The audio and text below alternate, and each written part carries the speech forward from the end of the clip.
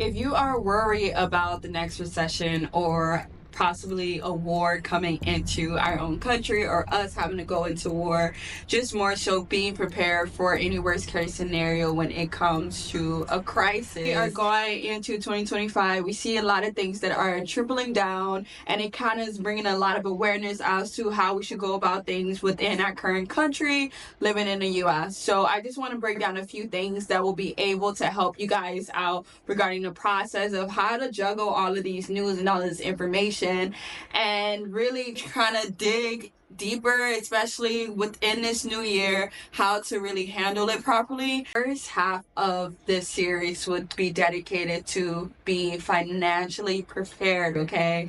So one thing for sure that within our country overall, I want to say that financial habits are not very well, especially when our debt is super high within our country, and trying to juggle alongside your bills, your expenses, and X, Y, and Z.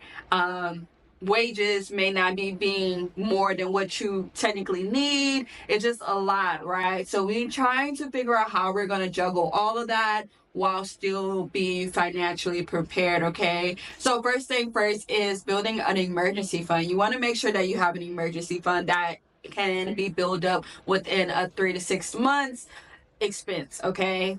When you are not having an emergency fund, it kind of leaves you all over the place. It kind of leaves you financially vulnerable. So when it comes to having that into place, you are basically already have something set in stone. And a way to build your emergency fund, you can start off really small, whether it's $900, $1,000 and whatnot. You want to start off based off of obviously what you can work with, of course, and then build your way up over time. The way you would know that how to go about it when it comes to how much you technically need to have in your emergency fund within a 3 to 6 month time span. Basically, think about your current expenses that you have right now and how much does that really calculate to. And then you want to times that by 3 months, 4 months, 5 months, 6 months, and so on. And that way you can have a clear understanding of how much you technically really need to put into your emergency fund within those 3 to 6 months expense. That way you can actually be covered. Where to keep your funds? Of course, you want to keep your funds,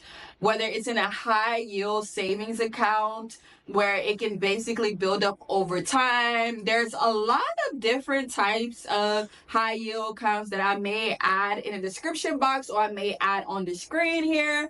That way you kind of can get more research into those type of accounts and whatnot. But those are very helpful because you're basically getting free money. You're getting free money back to you on top of what you're already applying inside of that account as well.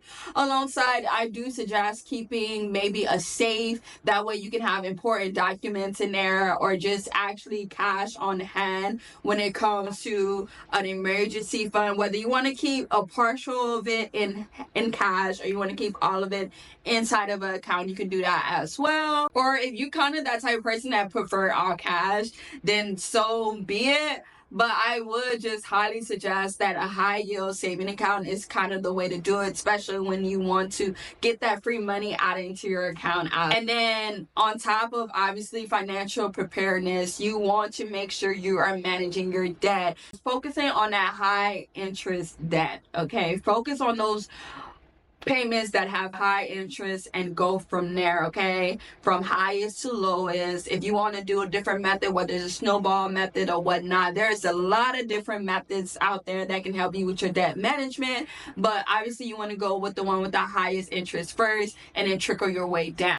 Also, you can also negotiate a lower interest rate if you reach out to your provider that is providing you that account or whatnot, or that credit card. Reach out to them, see if they're able to drop down that interest rate for you. Alongside the fact, do not continue creating unnecessary debt. The goal is to get rid of that wholeheartedly. So you just want to make sure you are not falling for that trap of getting back into that. A lot of different countries, they don't even provide these type of services beginning on compared to the US. But in the US, some of us already begin with that when we go into school. Of course, long and behold, you want to diversify your portfolio. Not lay your eggs in one basket. That is something you do not want to do, whether it comes to career, your finances, your habits, like whatever the case may be. Do not lay your eggs in one basket, especially critical when it comes to your financial plans and whatnot. So you want to have it diversified, whether it's you investing into stocks.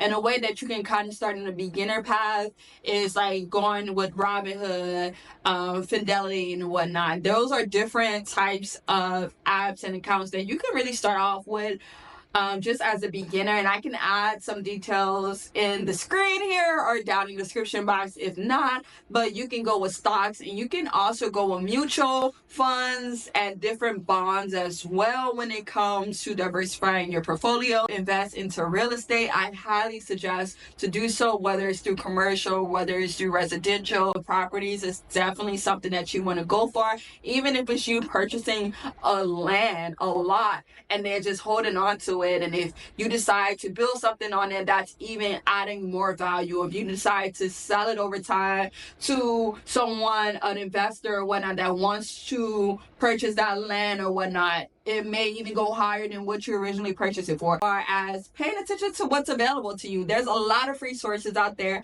I can also add some information onto the screen or down in the description box as well. And people that are more knowledgeable in that area other than me, I would love to share that to you guys, because I highly suggest it. And you want to review insurance policies, okay? Whether it's your auto, it's your home insurance, it's your life insurance, all of the insurance that you are currently having, just go back in and look inside of your policies and see if you're able to even negotiate some prices, or look into the market to see where you can get a lower price at that's available for you. Also, consider disability insurance. That is something that one of my aunts suggested to me a long years ago on how having disability insurance, it's always helpful to have, because say if you do go through a difficult moment in life and you're having to really not be able to move around as much or function properly based off of accident or whatnot, whatever the case may be, it's always good to have that on hand when it comes to a workplace,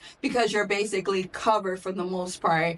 And that is something that is very beneficial that I believe everyone should have. Whether also if you are an entrepreneur, or you are someone that has a small business, or you are a content creator, or you are a solo person that is basically funding yourself, you do want to make sure that you have these insurances in place, because that is something that is definitely will help you out in that process. Because I think some people dismiss the fact as entrepreneurs, you still need health insurance, you still need medical insurance, you still need those retirement plans in place. So that's something that really a lot of people in those areas do tend to miss out on, that I highly suggest that you guys do be aware of that as well. To your insurances, of course, home, auto, all of that such, you do want to really pay attention to your life insurance. Kind of look into what exactly is being covered, and kind of look into seeing what you want on your plan as well, and what are they able to provide, and the amounts of that such. That way you get more clarity as to whenever something do happen, that whoever is your beneficiary, that they are actually able to have what they needed. Technically the first half of the series, as I go more into how a lot of us as Americans are lost and out of touch of what is actually going on. And I feel like as the days and the months go by within 2025, people are starting to be more aware. This time, you guys really drill and kind of start off with your financial end of things and being prepared. And that's the first thing you want to go about it, especially during these times. I know a lot of people are trying to move out the country. A lot of people are selling their properties. A lot of people are trying to look for better jobs and opportunities that will financially help them and their families, and just being able to be ready. Okay, let's not be blindsided about what we're missing out on. Also, you guys, let me know what y'all really are going through mentally. How are y'all feeling in these moments? Definitely, I would love to hear what you guys have in mind in the comment section. I am too in tune and active in my comments, so I would love to hear you guys' point of view and how y'all feel about it. And also add some more helpful tips that can be beneficial for those that are watching as well, because we're all in this together. So y'all stay in tune. Please make sure to subscribe to keep up to what's coming up next, especially in this series that I am preparing for you guys. I'm super excited to bring this along your way, even though, yeah, it can be very triggering, but it is definitely eye-opening. And I hope y'all also have a good night, a good evening, and a good day. God bless.